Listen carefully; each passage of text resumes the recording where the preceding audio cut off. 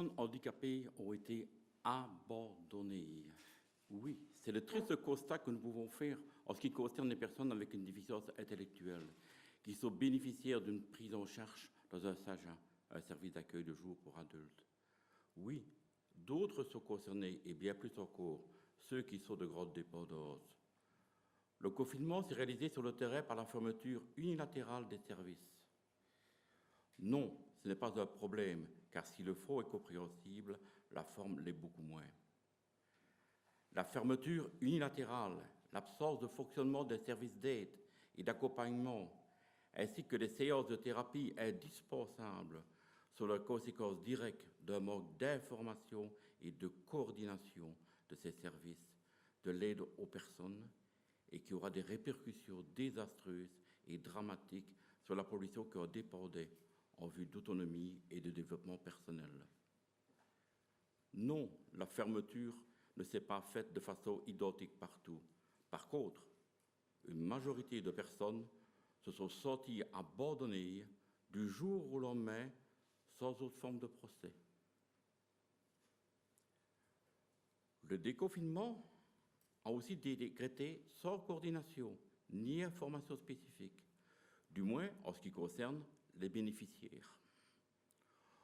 Aucune information n'est donnée aux bénéficiaires ni aux familles.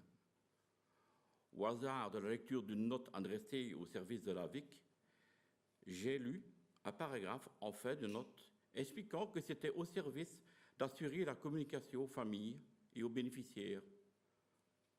Malheureusement, ceux-ci n'en ont pas du tout lu ou tout compris. Aucune information publique n'est disponible pour ces bénéficiaires. Si les phases du déconfinement ont été décrites à maintes reprises, celles concernant les personnes en situation de handicap n'ont fait l'objet d'aucune communication ni mise à jour dans les médias. Comment expliquer qu'une personne en situation de handicap présentant une déficience intellectuelle puisse rester sans une information concrète ni disponible pour elle? Pourquoi certains services n'ont rien communiqué ou l'ont fait beaucoup trop peu? Aujourd'hui, certains services n'ont pas encore repris leur activité, même de façon différente. En mars 2020, certains services, de la VIC notamment, ont fermé la porte, attendant je ne sais quoi pour redevenir opérationnels.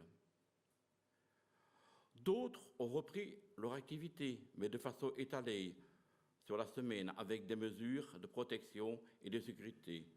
Nous ne pouvons que les en remercier au nom de tous les bénéficiaires. Dommage que, contrairement au grand public, le manque de coordination et d'information a posé de multiples problèmes aux personnes présentant une déficience intellectuelle et à leurs familles.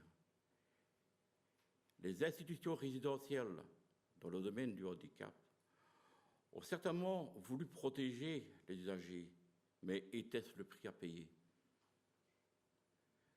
Que dire de la privation des soins thérapeutiques pendant plusieurs mois qui vont se répercuter en plusieurs années de retard dans les apprentissages cognitifs et pratiques? Voici un an, on nous parlait d'inclusion, d'insertion socio-professionnelle. Hier, nous avons vécu l'apartheid pour les personnes en situation de handicap, même en interne, dans leur propre secteur.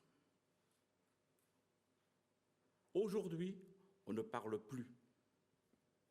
Aujourd'hui, nous avons reculé de 50 ans dans l'inclusion des personnes présentant une déficience intellectuelle. C'est de nouveau aux familles qui le peuvent encore de reprendre la diffusion de la bonne parole de l'inclusion et d'agir. Mesdames et messieurs, responsables à tout niveau de la politique menée en faveur des personnes en situation de handicap, et plus particulièrement celles présentant une déficience intellectuelle, ne nous abandonnez plus. Nous existons. Nous sommes différents, mais aussi vos semblables. Nous avons besoin d'être compris et informés bien plus que certaines d'autres personnes.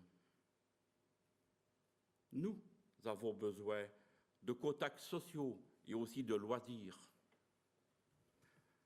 Nous avons besoin d'activités, que ce soit un travail, une occupation socio-professionnelle ou citoyenne.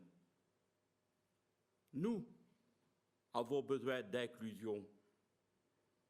Nous ne voulons plus être exclus de la société ni être parqués.